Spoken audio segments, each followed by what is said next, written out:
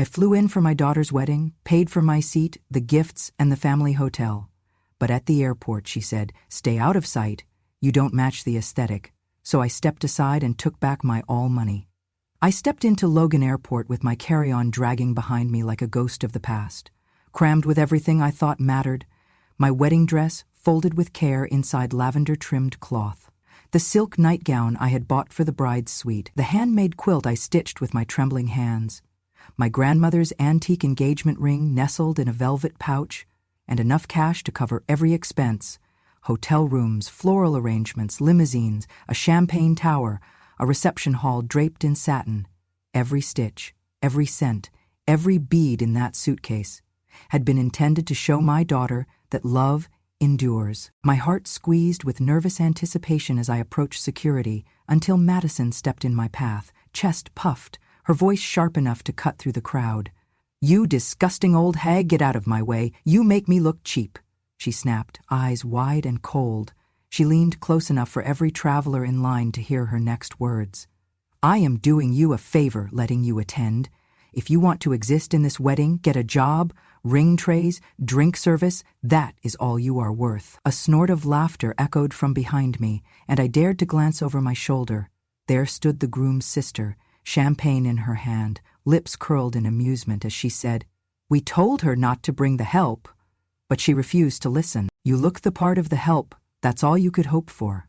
It felt as though the terminal lights dimmed, as though the bustle of travelers stopped just to witness my unraveling. My throat tightened, and I lifted my eyes to the clothing racks in the security queue. The lavender cloth of the wedding dress folded neatly over my arm felt like a cruel joke. The ring, tucked in velvet today, felt like an accusation. Every ounce of love I had packed to honor my daughter's day was being shamed, erased, voided on live display in a public space. I swallowed hard. The knot in my stomach tightened so violently I thought I would collapse. I saw the pastel bridesmaids' dresses, the airport shops selling tiaras, future Mrs. tote bags. Everything in that sterile terminal mocked the tears I had held back for decades. I put my suitcase down. I looked right at Madison. I tried to speak, but only silence escaped my throat. I tried again, but there were no words, only the pounding in my ears. My suitcase bore the weight of a lifetime of sacrifices. Now all I carried was humiliation. By the time my name was called for security screening, I stepped forward automatically. The dress, carefully sealed, passed through the scanner. The ring slipped across the belt to the TSA tray. My quilt, my silk nightgown, the bundle of cash, all made their silent trip through cold metal. The officer asked me for my passport, and I handed it over. I watched Madison turn away, already complaining into her cell phone, "Yeah, she's being escorted to the curb, security's doing the heavy lifting." I realized she would stage everything today, the perfect curated images, the white satin, the laughter caught on camera, but she wanted no trace of me. I closed my eyes briefly as I walked through the security scanner, letting the humiliation wash over me. My daughter, the girl I held in my arms for the first time 35 years ago, treated me as though I were nothing more than background noise at best or an obstacle to erase at worst. My heart felt fragile, like that delicate lace dress folded in lavender. I stepped through the exit lane, picking up my suitcase on the other side, and emerged into the arrival hall. The overhead clocks buzzed softly. A woman in a Rolex scanned her phone for her ride. Children dragged suitcases like they were bricks. No one seemed to notice the trembling old lady clutching her lavender bundle. I didn't cry. I didn't look back. I didn't move forward toward the limo line or the waiting shuttle. Instead, I stood still. I whispered to myself, "I carried love in that bag, and I will carry my dignity out of this place." I turned on my heel, suitcase in hand, and walked away from the salon-branded reception shuttle and towards the exit. Each step carried the weight of a shattered expectation, yes, but also the glimmer of a choice. I could leave behind their curated ideal and keep what was mine. The airport doors closed behind me with a soft swoosh. I headed back into the crowd of strangers, my lavender suitcase a quiet testament, and I was not ashamed of the dress, the ring, the nightgown, or the quilt. I was ashamed of nothing but the cruelty I had carried. Yet somewhere in that shame was an ember of something else, something hotter than all of their contempt. and I would not stomp it out today. Under the dim hotel light, I unzipped my lavender suitcase with trembling hands. The lace sleeves of my wedding dress peeked out, soft and yellowed with age, but still elegant, still proud. I had spent 3 days steaming it, repairing the hem with invisible stitches and wrapping it in a hand-embroidered handkerchief my mother had sewn before she passed. Every thread was memory. Every bead was a breath from a life that had loved too hard, too long. I cradled the dress in my arms, walked carefully down the hall, and knocked on the suite door where Madison and her bridal team were getting ready. I could hear laughter inside, glasses clinking, heels clicking against marble, the rustle of expensive gowns. When the door opened, she barely looked up from her phone. I held out the dress. I thought, maybe, just for a photo? It's the dress I wore when I married your father. Your grandmother sewed it by hand. I thought. Madison's eyes flicked up, briefly. Then she barked out a sharp laugh. No one wears that crap now. I stood there, the lace brushing my arm as she snapped a selfie. It's not vintage, it's pathetic, she added, turning back to her bridesmaids. Like, what even is that? Is it polyester? Ew. The door slammed before I could reply. I stood in that hallway for nearly a full minute, holding the dress like a corpse in my arms. They did not see it. Not the hours my mother spent sewing by candlelight. Not the night I stitched it myself at 23, altering the waistline when I found out I was pregnant. Not the fact that I had carried that dress across 3 states, steamed it in my tiny kitchen, packed it with lavender satchels to keep the scent of dust away. They saw only fabric, not sacrifice. Back in my hotel room, one I had reserved and paid for under my name, I sat on the edge of the bed. I stared at the itinerary left on the nightstand, reception details, floral delivery, shuttle times, all addressed to Mrs. Eleanor Carver, my daughter's future aunt-in-law. My name appeared nowhere. I reached for the event binder I had helped prepare. Every tab, every deposit slip, every RSVP, I had handled it all. From the venue retainer to the hotel blocks, from the dress alterations to the calligraphy place cards. And yet, the official guest list was printed on a gold-trimmed scroll, displayed on a foam board in the lobby beside a vase of fresh peonies. I looked. My name was not there. Not as mother of the bride, not as Emily Hale, not at all. I asked the concierge. He looked confused. Oh, are you with the catering staff?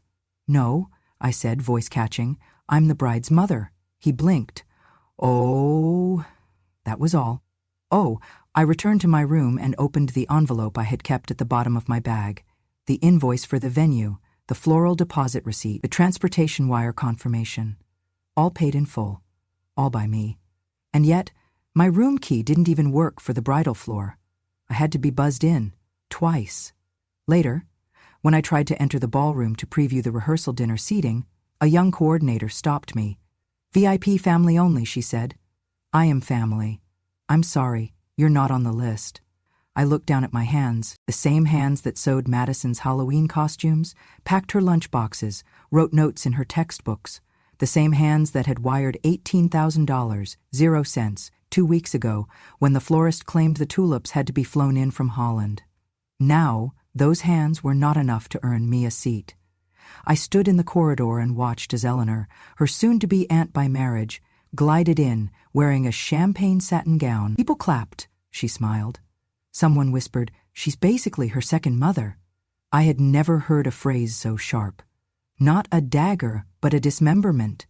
I went back to my room. I laid the dress out across the bed, smoothing the sleeves with my palm. I pressed my hand against the bodice where my heart had once beat on my wedding day. I remembered how I looked into Madison's father's eyes and whispered, she'll be our legacy, she'll know what love is. And now, 35 years later, that same girl had looked at that same dress and called it rags. I folded it back into the cloth, slowly, tenderly, with more reverence than the whole wedding had offered me. Then I picked up the RSVP list again.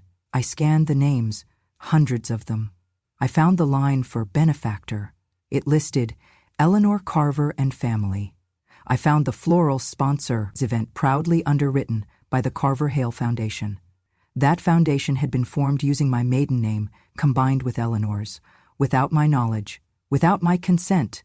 I called the event coordinator. I asked to see the receipts. They had been rerouted, months ago.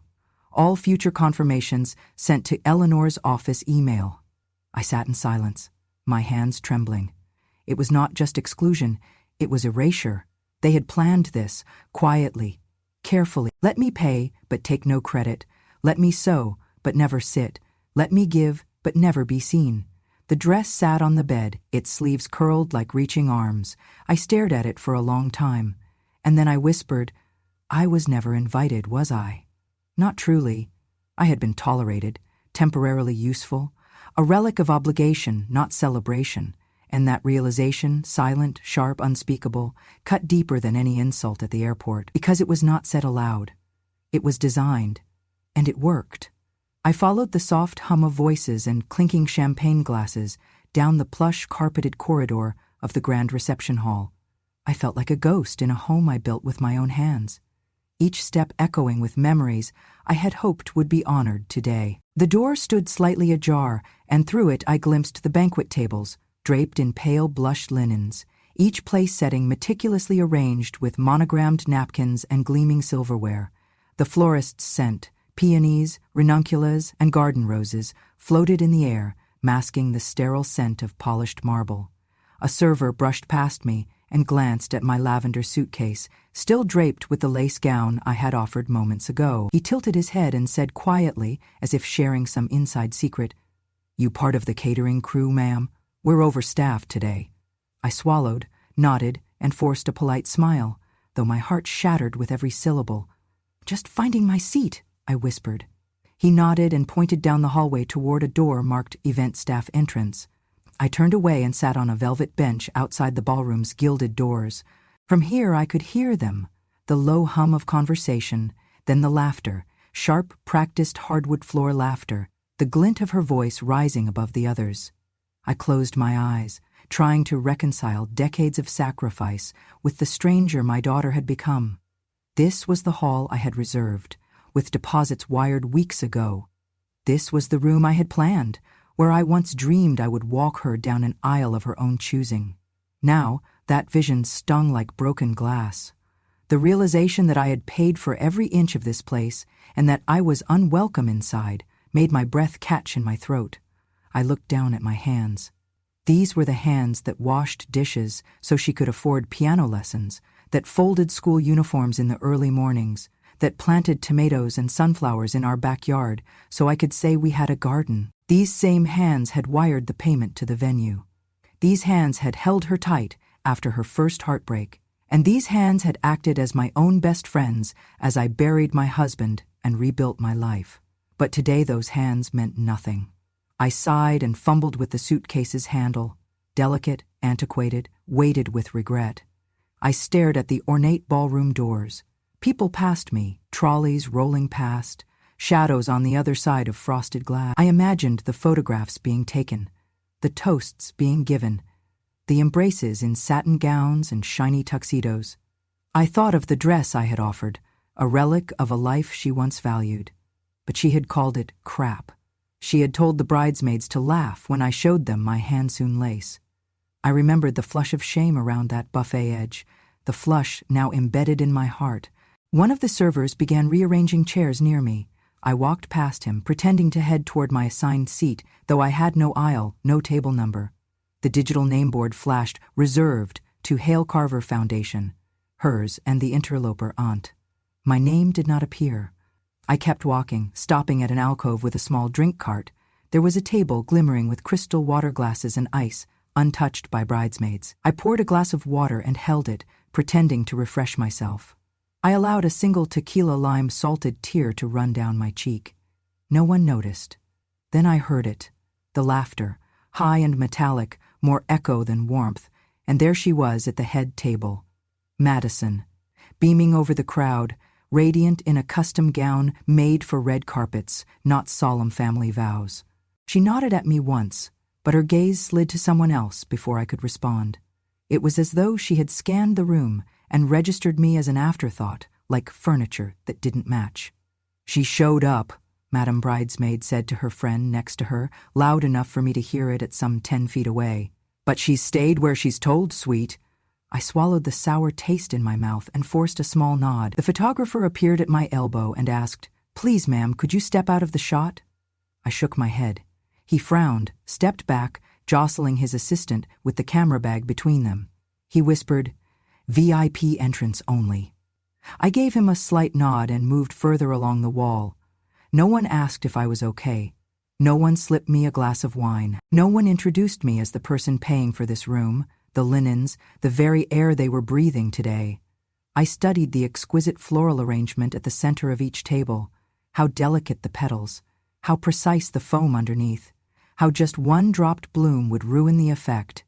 It struck me that all that care, that time, and all that money had been spent to create a picture where I did not exist. My cell phone vibrated, a text from home, a neighbor checking in. Did I make it? I could not reply. I could not put words inside me anymore. I pressed the glass of water to my lips and sipped slowly, trying to keep my tears from spilling. I looked at the ring hidden in my pocket, the heirloom I had saved to bestow upon Madison as a symbol of family legacy. She didn't even know it existed. I had told her once when she was 10, "This ring is our legacy." She had shrugged and walked away. And here it was, still nestled in velvet, making me feel older and younger all at once. The head table rose for a toast. Madison stood, raising a champagne flute. She spoke about love that rises above baggage, how she was grateful for support from those who matched her aesthetic, how she would build that legacy with our mother figure, Eleanor. I closed my eyes, tasting grief, tasting madness, tasting the betrayal of expectations.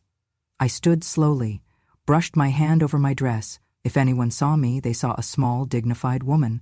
A dress, slightly wrinkled, but still pure. Then I turned my back to the ballroom and continued walking down the corridor toward the elevators. Downstairs, the kitchen door was marked, "Staff only." I passed it and slipped inside. The chefs rushed past me, hauling plates of seared scallops and truffle risotto. The scent of butter and garlic filled my nostrils. I found an empty corner by a window where the steamers thawed bread, where pastry chefs wiped flour from their cheeks. The heat was comforting. The frenzy around me was honest, no pretenses, no curated smiles. I gently opened my suitcase and reached in for the ring that symbolized a love older than this day, the ring I had carried through airports and hallways, through insult and indifference. It felt heavier now. I slipped it onto a finger I hardly recognized, my aged, knotted finger, the one that had held wedding bouquets and baby bottles and self-restraint for 35 years. I closed the suitcase and placed it back on top. I stood and pulled my shawl tighter. The chefs looked at me strangely, but I offered a nod. I gave them credit. They did what they were paid to do. Maybe they even believed in the illusion they were building upstairs. But I knew better. Illusions end, reality remains. I left the kitchen, headed toward the service elevator. I would go find a bar, a bench at the airport lounge, anything but here, because every inch of this hall was a tapestry woven to exclude me. I would refuse to play my part in it any longer. As I exited the ballroom entrance, I paused at the threshold. Light dimmed behind me, a wall of warm laughter, of sparkling flutes, of illusory joy. I turned my back, firmly, lifted my head and walked out, leaving behind the hall where they had silenced me, the dress they mocked, the mother who had sacrificed so much only to be unseen. I found the service elevator, pressed L, and descended away from the grandeur and gossip, toward service hallways clean but unadorned, toward solitude known and chosen. I did not cry. I did not collapse. I found my dignity in each step, and as I stepped onto the lobby floor, I held myself straight, suitcase in hand, walking among them but apart from them, the wedding ring heavy in my pocket, the echo of her laughter trailing behind. I walked slowly out of that hotel, resolved that I would not beg for love, not today, not ever again. I slipped into a quiet corner of the hotel lobby, away from the clinking glasses and the soft hum of bridal chatter. My hands still trembled from the confrontation I had endured, both at the airport and in those gilded hallways where I had walked like a ghost. I opened my purse, which held only the essentials, and took out my phone. My thumb hovered for a moment over the bank app icon. Every tiny noise in the lobby felt amplified in my ears. The distant laughter, the rustle of silk gowns, the whir of the elevator. I tapped the icon, entered my credentials, and felt that familiar rush I always got when seeing bank balances and pending transfers displayed clearly. Here it was, the wedding fund. Every dollar I had been asked, no, told to send, was recorded here. The floral bill, $18,247.00. The limousine services, $4,995.00. The reception venue deposit, $12,000.00. The hotel blocks for guests, $10,560.00. And countless little charges: champagne tower, chair covers, place cards, rehearsal dinner, bridesmaid bouquets, groom's cake. All paid by me, Emily Hale, mother of the bride. But something made me pause. I had insisted on viewing every request, line by line, before authorizing. It was never about control. It was about respect. It was about being treated like a mother, not an afterthought. And after today, after Madison called me a disgusting old hag, after she sent me to the staff entrance, after she mocked the wedding dress I wore, the lace she said was pathetic, something had changed. I scrolled through Instagram and saw the first wedding photos, filtered smiles, soft lighting, Madison in her sleek gown, an image posted by one of the bridesmaids, captioned, "Celebrating pure love, no baggage, no burdens, just joy." I let my thumb rest on the story's icon. There it was, a slideshow of floral arches, full tables, champagne flutes raised in a toast. My breath caught. Pure love, no history, no mother.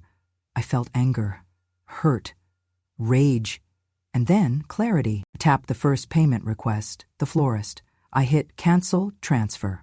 My heart pounded like a drum. Then I did the limousine invoice, then the venue deposit. One by one, I canceled them all. I tapped gracefully through each category, canceling payment after payment, leaving them stuck in an electronic limbo. Unwelcome payments, floral artist, canceled. Limousine services, canceled. Venue deposit, ballroom 3, canceled. Photography package, canceled. Guest room block, canceled. Floral centerpieces, canceled. Champagne tower, canceled. Music and sound, canceled. Catering deposit, canceled. Event coordination fee, canceled. I leaned back and clasped my trembling hands. My phone screen glowed with the word "candled" next to each vendor. I closed the app. It was all there, my money, my labor, my heart, and now none of it would go to waste on an event that didn't want me in it. I took a deep breath. I felt lighter, strangely empowered. Moments later, I saw the coordinator rush through the lobby, phone in hand, face pale. She glanced at me. I nodded at the polished marble floors, and she paused, confusion flickering in her eyes as though trying to read the code between my soul and my posture. I turned away, brushing past a pillar, taking my seat on a leather couch, my suitcase resting at my feet. The lobby clock glowed 3:14 p.m. My phone nudged with notifications. Payment failed. Transfer declined. Payment canceled by sender. A series of vendor calls, but the calm voice inside me said, "Not my problem." It was twisted irony. The woman who had called me ugly, cheap, not part of the aesthetic, they would now scramble to salvage this day. And it was all unfolding because I had paid for it. I felt both satisfied and sorrowful. I closed my eyes and leaned my head against the couch's cushioned back. I felt the quilted pattern. I thought of the wedding dress I had offered, wrapped in lavender. I thought of Madison's laughter, her dismissal of everything I had ever given. I thought of the word she had used, hag. That word rolled through me, stuck in my throat. Every lacy stitch she had called crap came to mind. I could still feel the delicate embroidery beneath my fingers. I could still smell the perfume of months spent ironing it at midnight. I resolved, silently, I will protect that dress. It will stay folded in lavender cloth. It will stay in my closet, the closet where I keep all the stories no one else heard. I reached into my bag, took out the silk nightgown, and ran my palm over the satin. I remembered packing it, wanting her to feel special that first night as a bride. A new chapter. I felt a pang of grief. And then I felt something stronger. I deserved that nightgown more than she did. I deserved the flowers more than they did. I deserved the peace of knowing I had not been erased. I stood and walked toward the elevators leading back to my room. I had a plane to catch, to nowhere. I just needed time. To take back my dignity, to breathe without judgment, to remember who I was beyond the chaotic sheen their world demanded. On the elevator, the doors slid closed behind me. I pressed the lobby button. The gentle hum replaced the shouting, the laughter, the clinking china I would never hold. My reflection flickered in the polished metal door. A woman in a worn trench coat, lavender scarf, determined eyes. Not a hag, not a relic, not a statistic in her wedding album. I reached floor 1 and stepped off the elevator. The lobby doors and the outside light welcomed me like old friends. The sky was unknown above, but I had found clarity. I had found dignity. The weekend horizon opened before me, no floral arches, no satin sheets, but a truth. I was real. I was seen, and for once, that was enough. I held my head high, set my suitcase on the moving walkway, and moved toward the automatic doors that would carry me far from this hall, far from the illusion of perfection, far from the daughter who had replaced me in name but failed to erase me in truth. Tonight I would have peace. Not their curated version, my own. The wedding van never showed. No white stretch limo, no shuttle bus, nothing but an empty curb where the driver should have been waiting. I hovered in the lobby doorway, watching guests shuffle in with nervous smiles, checking phones, asking staff what was wrong. The florist had abandoned the setup, no arch, no centerpieces. The reception hall looked like a hollow shell, tables bare, place settings absent, draped linens still rolled at the corner. I could almost hear the air gasp in disappointment. The event staff gathered outside, some whispering urgently with frowns. A catering manager marched into the foyer, phone pressed to his ear, insisting on payment in full now or he would walk. I slipped away from their frantic voices, walking casually past the unattended drink stations and through the wide-open doors, emerging onto the cobblestone courtyard outside the hotel. Crowds murmured as they arrived, peering around corners, following bridesmaids in pastel gowns toward a darkened ballroom. A few stopped dead when they saw the half-assembled arch and missing floral donations. Whispers followed them in broken waves. Did she bail on her own wedding? Is the venue even open? I thought this was rescheduled. What happened? The groom stood at the entrance, his tuxedo perfectly pressed, but his face chalk white. He pressed his hand against the marble wall, trying to steady himself. He met my eyes for just a moment as I passed, and mouthed one desperate word. "Mom?" I did not nod. I did not speak. I watched as he turned away when a bridesmaid flitted toward him, full of panic and apologies in equal measure. The bride was already openly weeping, shoulder quivering, makeup running, hand clutching a crumpled wedding program. She faced the empty driveway where limos should have glimmered under wedding lights. Mi chua tra tian a. Mi dang dua sang, mi noi gidi chu. Her voice rang like glass in the courtyard, and the guests fell silent. I stood a few feet away, suitcase in hand. The only thing humming was the drone of a half-packed speaker system trying to provide ceremony music that would never play. I stepped forward slowly, letting my heels click on the stone. Under the courtyard lights, my features were lit with both sadness and steel. She pointed at me, tears shining in her throat. "You ruined my wedding," she yelled. Her voice shook louder than the storm of broken expectations inside the lobby behind her. I tilted my head, considered her, the quilts in my bag, the dress I had offered, the quilted silk nightgown I had hoped she'd slip into after the ceremony, the antique ring I had carried, the money I had wired, the hotel rooms I had booked, the flowers I had ordered, every last detail under my name. I saw the confusion in the guests' eyes as she accused me. Some looked sympathetic, others looked stunned, some shuffled out, clearly thinking the bride had snapped. I breathed, reached into my coat pocket and felt the weight of the ring again. Then I said it clearly enough for everyone to hear. "Noi no." The words floated in the air. She looked at me, surprise, anger, something almost like betrayal. She turned away, voice labeled again. "You will die alone. You are unfit to be a mother." Her cry cracked the night. But I had no more tears to lose. I lifted my suitcase by the handle, dusted off the bottom, and walked away. My stride was slow, deliberate, until I stepped beyond the courtyard lights and into the empty street. No guests followed, no taxi blocked my path. I found a silent bench near a street lamp and sat. The glassy windows of the hotel reflected me back, a solitary figure who had given everything and still held her head high. I stayed there until the wind cooled me. I felt the suitcase beside me and the wedding dress folded neatly inside. I could have discarded it tonight, but I would not. It belonged to me. So did the ring. So did the dignity buried and reclaimed. When a late-night bus passed, I flagged it. The driver leaned out, startled to see an elegantly dressed older woman with a suitcase at this hour. I tapped on the glass. "One ticket to the airport, please." He nodded slowly, opened the door, and I stepped out. As the bus rolled away from the silent hotel, the courtyard lights dripped into the past. I imagined the reception hall now, its centerpiece missing, its candles unlit, its laughter silenced. I did not look back. I only thought, some dresses are meant to be worn, some quilts are meant to wrap you, not define you. And today, I wore nothing but truth. I closed my eyes on that bus, felt my heart steady, and let the world fade while I remade myself in the quiet hum of the night, heading toward somewhere I was welcome, where I could grieve, heal, and hold what I had carried. A mother's love that could never be canceled. The video of that night landed on social media before sunrise. It began with a shot from behind a bridesmaid's phone, a frail figure emerging into a spotlight under the courtyard lights, my lavender suitcase rolling behind me, and then Madison's voice, raw with pain and rage. "You ruined my wedding." She pointed at me as though I were a phantom haunting her perfect day. The clip cut to me standing still, tears glistening in my eyes. I spoke calmly yet firmly. "Where I am not welcomed, I do not belong." Then, suitcase in hand, I turned and walked away. No flourish, no drama, just truth.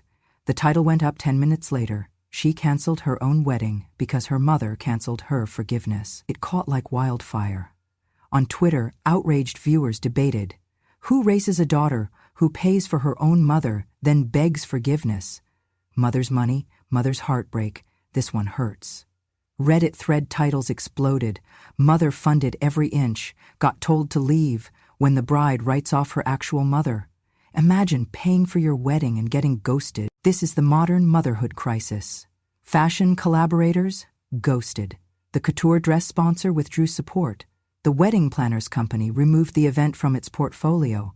Madison woke to the news, offline, away from phones. She was handed a printout backstage at a bridal expo the next day. "Your mother walked away with her dignity. The world stands by her." The headlines blazed. "Bride abandoned by mom who paid for it all." A fashion brand she was launching quietly pulled its launch. Investors emailed, pausing campaigns, citing brand risk. Even Madison's university friend, now running a high-profile magazine blog, posted her story. My heart breaks for a mother whose daughter, blinded by curated perfection, forgot the one who raised her. I did not seek their attention. I did not strike back on social media. I sat in my small living room, phone muted, eyes steady, my coffee steamed in silence. Messages came in, from old classmates. "I cried for your courage." From women with whoring mothers at home. "I had to call mine today." From mothers I had met at PTA decades ago. "You made me realize I matter." I even got a message from Madison's college roommate.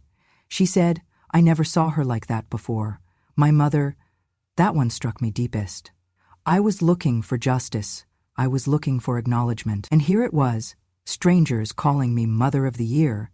I wasn't viral. I was visible. By evening, Madison's phone lit up with apology messages from relatives, former classmates, even her fiancé's friends. "Your mother should have been the guest of honor. The real mother of the bride just schooled your world." She lost followers, sponsors dropped. Investors backed out. My phone stayed silent. I had already collected what I needed. My truth, my peace, my dignity. The world watched my walk. They saw the mother who paid and walked away. And somehow, that mattered more than any speech or staged embrace. My impact flowed in ripples, through screens, across campuses, inside hearts. Because when a mother funds a wedding, but demands only respect in return, sometimes she must take back what never belonged to perform that lesson. And that lesson, it belonged to her. To me, 3 a.m. My phone lit up in the silence of my small apartment, the glow startling in the darkness. I saw her name, Madison Hale, staring back at me. I hesitated for a fraction of a second before answering, bracing myself for the storm I knew was coming. "Mom." Her voice trembled the moment she spoke, half whispered through muffled sobs. "Mom, please, you have to help me. You have the money. You know I do. I'm being sued. Vendors are suing, investors are pulling out, sponsors are gone. I don't know what to do. Everyone's turned on me." The rest of the world shut out as I pictured that wedding courtyard, the empty driveways, the flowers that never arrived. I imagined her standing before the crowd, tears streaming, voice breaking, begging me to save her from a day that had turned into a disaster. It felt surreal, like the script of a tragedy, rewritten live. But that moment, like every moment before it, was real. "Mom, they said you took back all the money. The floral company is going after us. The limo service filed a lien. Hotel rooms are unpaid." She choked on her words, and for a moment I thought she might collapse on the spot. I swallowed the lump in my throat. I heard her whisper, "You don't understand what I gave up for this. My reputation, my brand." "Brand," I repeated softly. "Love is not a brand." I could almost smell the brine of her tears through the phone.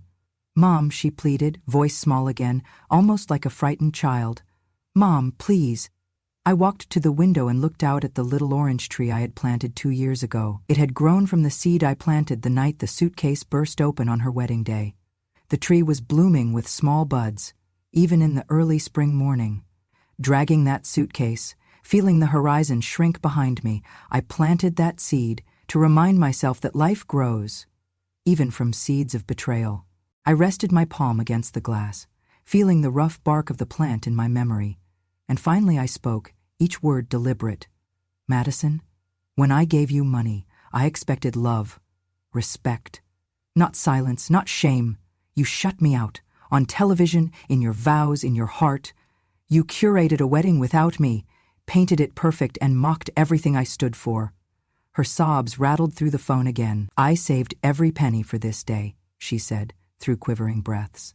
"I thought, when I graduated, when this day came, you thought you'd have perfection. You thought love meant obedience." I closed my eyes. "When you shut the door on your mother, you didn't just lose me. You found the open gates of hell." Her voice broke. "Mom, I'm sorry. I didn't think it through. I just saw my chance, my moment, and I lost myself." She was gasping now, tears thick enough to sink a ship. I didn't reach for the phone to cradle it. I didn't rush to cry with her. Instead, I held still and listened to the truth in her voice. Her next words were raw. "They're going to take everything. I don't even know who I am without the wedding. Mom, please, I need you." I could feel the ache behind that request, the hollow echo of a dream undone, the betrayal of expectations built on curated images, the collapse of everything she thought she had. But tears weren't enough tonight. I heard her swallow, brave, embarrassed. "Please." "Madison," I began, and even in that dark hour I detected the difficulty of saying her name, the weight it carried. "I'm not your bailout. I'm not your emergency fund. I'm not your dress, your centerpiece, your staged photo op. I'm your mother, the one you ignored when it mattered most." She fell silent. I heard nothing but ragged breathing. I traced the outline of that orange tree in my mind again, how fragile its first bloom had been, how tenacious its roots.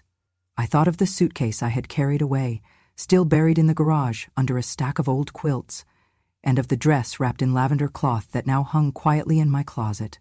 "And I made a choice," I said, voice low but firm. "I chose dignity. I chose self-respect. I chose to let go of a day that meant nothing if it meant losing myself. Even at your expense." She wept quietly. I could almost see her, head bowed, shoulders shaking, the remnants of makeup glistening like fractured moonlight. I felt my heart twist inside me. I wanted to comfort her, to tell her love is bigger than this moment, to give her everything she asked for, but doing so would unravel me, drain me of the dignity I had found amid that chaos. She whispered, so softly I almost didn't hear, "Mother, That's when I made my decision. "Goodbye, Madison," I said, the words growing heavier as I spoke them. "I am flying to Hawaii in 2 hours. My money is going with me." And then I hung up. I left the phone on the dresser in my small apartment and walked quietly to the closet. Inside, behind coats and scarves, I found the lavender garment bag. I unzipped it gently and stared at the lace dress, at the embroidery done by a generation of women before me. I pressed my hand to the satin lining and felt the thrum of years of hope, worry, unspoken love. I folded it carefully, placed it back in its lavender cloth, zipped the garment bag, and placed it in the corner next to the suitcase I had carried that morning. I closed the closet door without a creak. My flight to Honolulu would leave soon. I retrieved the suitcase, packed the dress and nightgown, the ring, the quilt, and a few essentials. I left the rest behind: bills, receipts, heartbreak. I felt the quilted fabric of the nightgown against my cheek as I zipped the case closed. As I walked toward the door, I glanced back at the orange tree in the pot by the windowsill. One bloom had fully opened, and I whispered, "Welcome, wings, Mama. I'll find you in that bloom." I stepped outside into the dawn light and called a cab. By noon, I would be airborne. By evening, I would touch warm sand. Tonight, I will lie under a sky that doesn't judge me for choosing myself, because sometimes the greatest love a mother can show is to let go of a poisoned paradise. And tonight, it was time to fly home to peace. I settled into the shade of a frangipani tree beside a small seaside cafe in Maui, the air warm with the scent of hibiscus and salt. I pressed my hands around a steaming cup of green tea, watching morning light dance across the waves. In my lap rested a small paper-wrapped gift for Lily, my neighbor's little girl, 6 years old, who called me Grandma and thought I could do anything. Inside, a simple seashell charm bracelet I'd selected for her from a local artisan, with tiny starfish and pearls. The ocean honked its soprano behind me as I closed my eyes and reflected on the words I had spoken at dawn. Not everyone in a wedding dress deserves to be a bride. Not everyone who gives birth deserves to be a mother. But I was her mother, completely. Each syllable warmed my heart like this island sun, brittle with truth and freedom. A breeze rustled the palm fronds overhead, and I looked down at the pebble path leading to the beach. I thought again of that wedding, stripped of flowers, limousines, warmth, and the echoes of laughter I would never walk beside again. I was safe here, removed from the curated world of perfection she had built. Here, waves didn't judge. They welcomed all who came ashore. I turned toward the air-conditioned cafe behind me and caught sight of Lily skipping along the walkway, her sandals swinging. She looked up at me with bright curiosity. I stood and greeted her, handing over the gift. She untied the ribbon carefully and opened the box, eyes lighting up as the charm bracelet shimmered. "Oh, Grandma, it's beautiful," she exclaimed, sliding it onto her wrist. "Thank you." Her face reminded me of my daughter's when she was that age, full of wonder, free from resentment. I felt a soft smile play across my lips as she stretched the seashell charms with childlike delight. Then, timid and solemn, she asked, "Did the bride ever come back, Grandma? The one who left the wedding?" I felt the weight of the question settle like seaweed at my feet. I knew she referred not just to me, but to the girl whose perfect wedding had unraveled. I wrapped my shawl tighter around my shoulders and looked out at the horizon. "No," I told her slowly, my voice steady. "No, she did not come back, and I am not waiting any more." Lily blinked, as if she expected me to say otherwise. "Are you sad?" she asked quietly. I looked into her eyes, the pure, unsullied knowing of a child. I realized then that Lily's world still saw the good in people. She believed in happy endings. And maybe this time, I could let her. "I am not sad," I explained. "Sadness comes from wanting something that cannot be, but I feel peace. I learned that peace waits where acceptance grows." Lily beamed at me.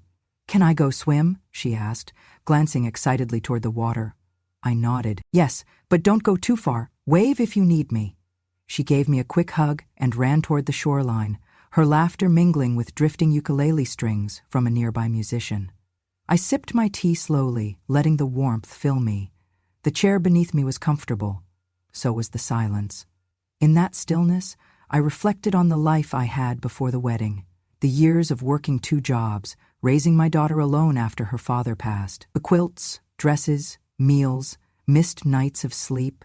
I thought of the birth certificate I framed, hidden in a drawer, proving who I was. I thought of the suitcase packed with lavender and lace. I thought of my choice. When she said brand, I chose self-respect over drama. Here and now, I realized that my body had carried more than a suitcase. It carried decades of love, words unsaid, tears unshed. It carried dignity that I reclaimed one late-night bus at a time. It carried this calm. The sea breeze nudged me, reminding me I was alive. I looked down at the bracelet on Lily's wrist. "May it remind you of this day," I whispered, "that love can start small and grow wide." I pulled my scarf tighter and sat still until Lily's laughter turned into shouts diving into water. A few minutes later she waved, tiny fingers flitting, like lizards in the sun. I nodded. She used to run to me when life felt heavy. Now she saw a grandmother in bloom. I sipped my tea again, watching her swim. I wondered what she believed of weddings, mothers, daughters, but decided childlike joy was the beginning of vision, not resentment. After a while, the cafe owner, a Hawaiian woman named Kiai, brought me a plate of fresh papaya and pineapple. "On the house," she said softly. "You look like someone who has stories to tell. Stay as long as you need." I accepted the fruit and a grateful smile. I looked at the bracelet, the calm sea, the sunlight, recognizing that all I needed was still unfolding, thread by thread, bloom by bloom. When the afternoon's breeze cooled to a gentle hush, I rose and walked toward the water's edge. I took off my shoes and stepped into the warm tide, letting each wave roll over my ankles. I felt grounded, whole, present. The wedding had been a storm. Heartbreak had poured, but here the sea washed it clean. As I walked further into the surf, I felt an initial pang of loss. She had missed seeing me stand tall in the sand where she once stood. But those pangs receded, replaced by something sweeter, the knowledge that I had not bowed. I had chosen clarity over chaos, purpose over performance, and in doing so I had severed the power she held over my narrative. I closed my eyes, letting the waves cradle the memories. The sun warmed my face. A distant ukulele player called out aloha, and I whispered it back. Not "I miss you," not "I forgive you," but "I see you," to life, to myself, to what had been rebuilt from falling. I stepped from the sea back to the pebble shore. The sunlight glittered off waters like scattered diamonds. Lily's laughter grew closer. The bracelet jingled as she ran to greet me. I knelt and hugged her, whispering, "Welcome home," and I felt at home, mended by goodbye, anchored in love, free to be exactly who I am. If this story moved you, if it reminded you of the quiet strength of women who raise children only to be forgotten, then you're not alone. There are so many of us.